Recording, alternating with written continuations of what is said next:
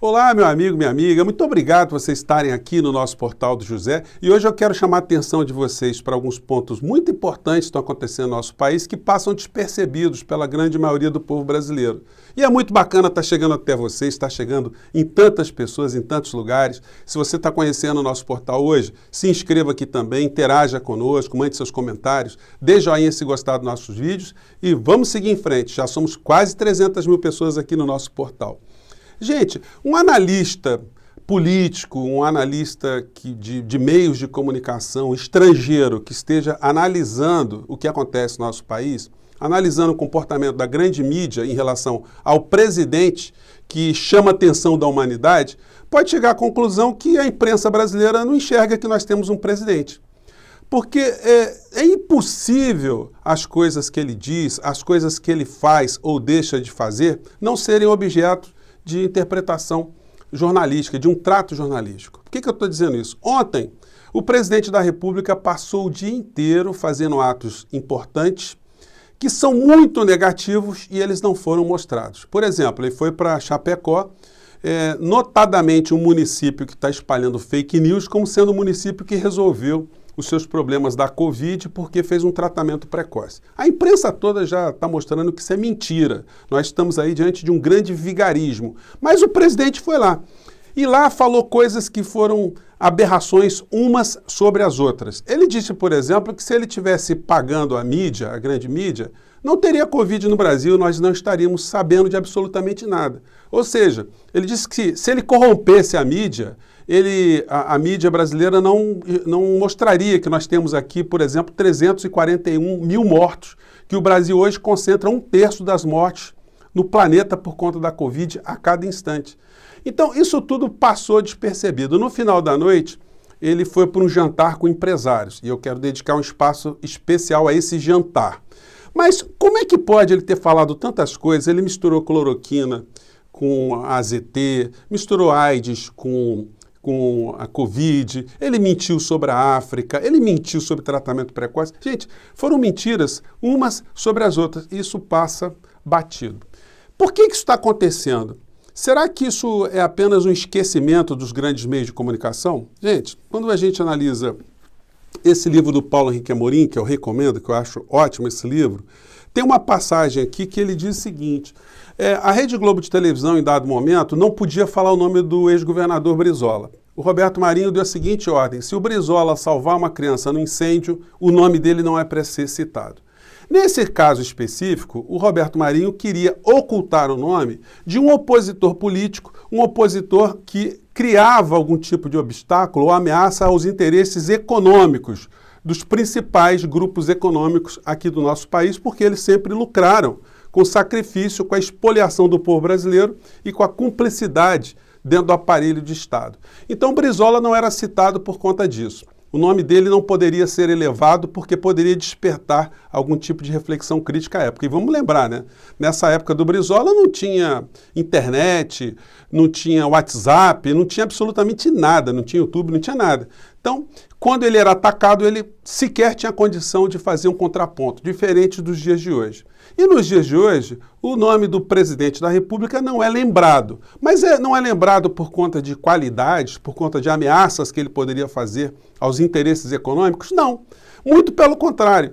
Quanto mais ele é exposto, mais a população terá a chance de perceber que nós estamos diante de uma pessoa completamente desequilibrada, que está acarretando o resultado morte com a sua conduta e está jogando o nosso país num abismo. No entanto, preservar a figura dele institucionalmente, para que ele não sofra o impeachment, garante todo tipo de negociata aqui no nosso país. Ontem, gente, eles falaram nos meios de comunicação muito rapidamente sobre os leilões de aeroportos, né? Então, a manchete nos jornais econômicos dão conta que a CCR, que é uma empreiteira, esteve envolvido também na Lava Jato, é um conglomerado de empreiteiras, eles controlam já grandes rodovias no nosso país, como, por exemplo, a Via Dutra, há mais de 20 anos. Uma montanha de dinheiro, pedágio na estratosfera. No entanto, eles agora estão operando por conta desse leilão aeroportos, mas o governo quer entregar todas as rodovias que têm grande fluxo de veículos no nosso país.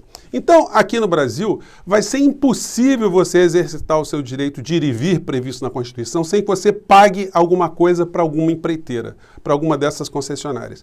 E esse pessoal do governo Bolsonaro, eles estão achando que isso é a coisa mais inteligente, mais sensata. Quem é caminhoneiro no nosso país está ferrado, já está pagando mais óleo diesel, eles estão caindo nessa milonga, os meios de comunicação não alertam dessa empulhação, desse estelionato, e eles vão, como carneirinhos, né, a cada dia mais dando algum tipo de apoio à figura presidencial.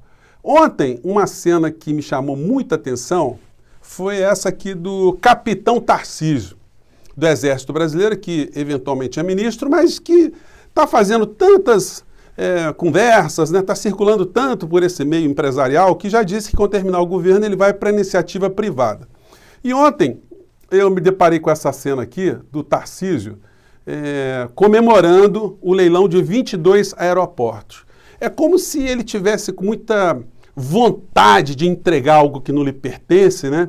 E que fizesse alguém muito feliz por conta disso. Veja o comportamento dele, se uma imagem não vale muito mais do que 1000 palavras. Vamos ver aqui. Foi extremamente tímida. Pelo menos o presidente da Vinci fez um pouco mais de jus ao seu tamanho. E agora eu vou mostrar para os senhores como é que faz. Parabéns a todos, parabéns ao Brasil.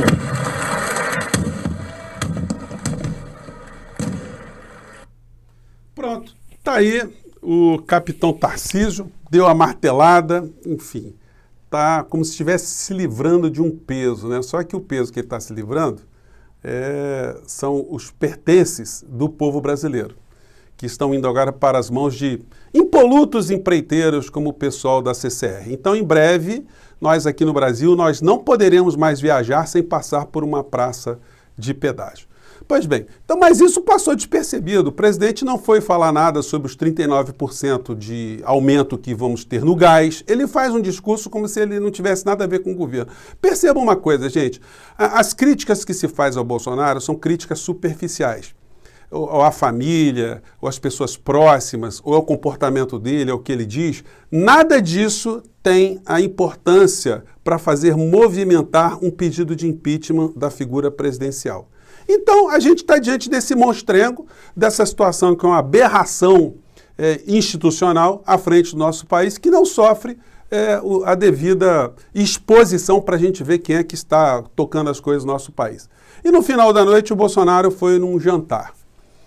Um jantar ali, enfim, vocês podem imaginar, um jantar de empresários, né, conversando com o Bolsonaro. Aí eu não pude deixar de me lembrar de alguns outros jantares envolvendo empresários, mas envolvendo nazistas também, né? Esse livro aqui, do Henrique Vuillard, esse nome é difícil, né? Falar em francês aqui, tem que fazer biquinho. Ele fala nesse trabalho dele de reuniões que empresários alemães tinham com Hitler desde 1933 até 1938. Muitas dessas reuniões eram secretas, porque esse pessoal não queria estar ali de cara, muito próximo de Hitler, né? Não queriam estar vinculados de uma forma muito direta, mas eles foram financiadores do Partido Nazista desde 1933. Grandes empresas alemãs estão até hoje aqui no mundo inteiro circulando para cima e para baixo e cada vez mais poderosas. Em 1938 teve um outro jantar também, que é relatado nesse livro, e com detalhes, né, como é que se deu esse encontro, né? E o autor, inclusive, ele cita um encontro anterior que houve entre o Halifax, que era um embaixador, era um cônsul, um diplomata inglês, que quando ele foi jantar com Hitler, quando ele chega, né, na cena, ele chega olhando para baixo e de repente alguém se aproxima com ele com um sapato muito surrado, muito sujo, e ele pensou que era um mordomo e ele vai entregar a sua mala. Quando ele olha, era o Hitler, porque era um cara chucro, é um cara tosco também. Então vocês imaginem qual terá sido a impressão do Bolsonaro ter chegado ontem no jantar. Eu até gostaria de saber se nesse jantar o Bolsonaro quis levar algumas figuras que estão sempre com ele, aquele sanfoneiro macabro, o Hélio Negão, o sargento Max, que ele mandou lá para Israel, a Damares, se ele foi acompanhado de algumas figuras como essa para esse jantar. E como é que essa elite empresarial / escravocrata, porque eles vão passando os bastões, né, de geração para geração. O que se tratou nesse jantar? Gente, se alguém da tua família morre, alguém muito querido morre, perto de você, alguém te convida na mesma data para ir no jantar, você vai? Qual é o clima de ir no jantar? Mas esse pessoal, eles estão pouco se lixando para mais de 341 mil mortos no nosso país. Eles estão ali para fazer negócios. Eles sabem que Bolsonaro, quando sair do poder, o Bolsonaro tem grande chance de ser preso, como a gente fala todos os dias aqui. A questão não é se ele vai ser preso, é quando ele será preso. A situação é essa. E eles sabem isso, eles têm essa leitura. O que se tratou, então, num ambiente como esse, se não situações que dizem respeito especificamente ao interesse monetário, financeiro, corporativo das pessoas presentes? Vocês acham que eles estavam preocupados com o povo brasileiro, com a desigualdade social, com a fome das pessoas, com o aumento das tarifas, com a vacinação que não chega para as pessoas mais pobres, com o desgoverno que a gente tem em todas as áreas do nosso país? Não, eles foram cuidar cada um do seu lote, cada um da sua senzala, cada um da sua fazenda, cada um do seu engenho, né? Esse pessoal, gente, são os mesmos que estavam emocionalmente e espiritualmente com Hitler, lá em 1933, 1938, que apoiaram todas essas situações, que apoiaram a exploração de trabalho escravo na Alemanha, onde os campos de concentração sempre tinham ali pessoas retiradas ali para trabalhar nessas fábricas. É um pessoal que não tem ética, não tem moral, não tem princípios. Como é que a gente pode explicar uma conexão de Bolsonaro, dessas figuras do mundo espiritual, evangélico, religioso? E eu não quero generalizar aqui, porque quando a gente fala em evangélico, muita gente chega aqui, olha, eu sou evangélico. Assim, gente, eu gosto de separar. Uma pessoa que tem fé é uma coisa. Alguém que respeita princípios religiosos, princípios cristãos, é uma coisa. Mas isso que nós temos nessa aliança macabra, isso é gente que está cada vez mais querendo tirar dinheiro, tirar cada um naco desse sistema novo escravocrata que nós temos aqui no nosso país. Pois bem, então, fica o registro. E hoje, a gente não pode deixar de mencionar o que está acontecendo lá no Supremo Tribunal Federal. Eu já antecipei para vocês que esse resultado que vai acontecer lá no Supremo vai ser 10-1 a favor da Constituição contra os interesses de grupos como o dessa figura aqui. Essa criatura, ele não é mais, há muito tempo, um religioso. É um político que se mete em todas as questões e usa o poder religioso para fins políticos. E extrapolou, né? Porque está querendo dar aula de direito constitucional para os ministros do Supremo Tribunal Federal. Gente, hoje ele publicou um vídeo, vou colocar só um trechinho para vocês, não vou colocar muito, que muita gente fica com raiva, né? Mas só para vocês verem a desfaçatez. Brasil, vou falar sobre a discussão que está no STF sobre a proibição de cultos e as asneiras que o ministro Gilmar Mendes falou ontem, quando ele proferiu o seu voto. Primeiro...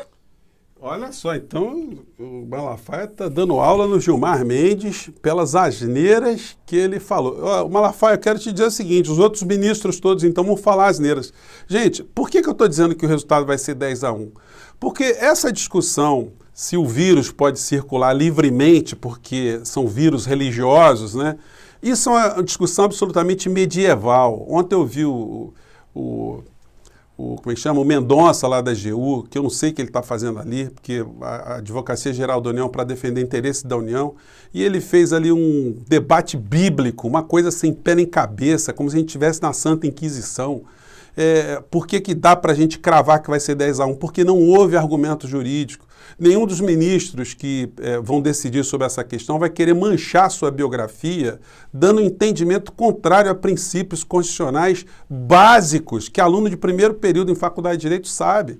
Então, não tem como essa decisão não ser de 10-1. Vocês vão conferir e me cobrem um pouco mais à frente. Mas o Gilmar Mendes, ontem, ele deu uma demonstração do que está por vir, né? O Malafaia o atacou, mas ele mostrou qual é a linha de pensamento dessa gente que está conectada com esse bolsonarismo enlouquecido, né? Vamos pegar esse trecho aqui que eu achei divertido. Vamos lá. De pessoas Eu poderia ter entendido que Sua Excelência teria vindo agora para a tribuna do Supremo de uma viagem a Marte. E ele estava descolado de qualquer responsabilidade institucional com qualquer assunto no Brasil. Mas Sua Excelência foi... Gente, esse aqui foi só um trecho. O Gilmar Mendes, transversalmente, esculhambou com o Cássio, com as coisas que o Cássio já disse, o ministro Cássio, e o Procurador-Geral da República, o Augusto Aras, né?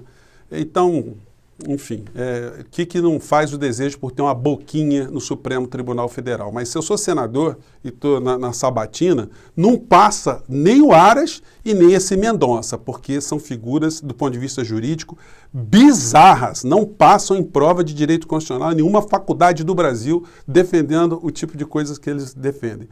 E, lamentavelmente, aqui no Rio de Janeiro, é um caso que está comovendo o Brasil inteiro, né?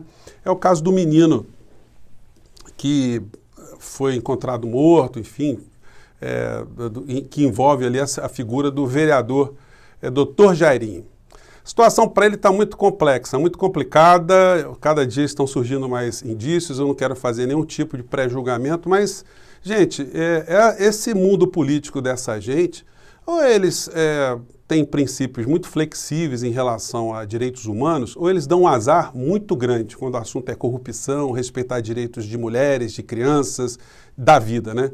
Crivella está cumprindo uma prisão por conta de corrupção, a prisão em regime domiciliar, com tornozeleira eletrônica, e agora mais um vereador aqui ligado ao bolsonarismo, né? Fez campanha junto com Crivella, enfim, vai ter que se explicar. Como eu digo a vocês, né, não quero entrar em nenhuma antecipação, mas a situação para ele está muito complicada. Que a justiça seja feita. Gente, eu fico por aqui. Mande seus comentários, um grande abraço e até o nosso próximo encontro. Tchau.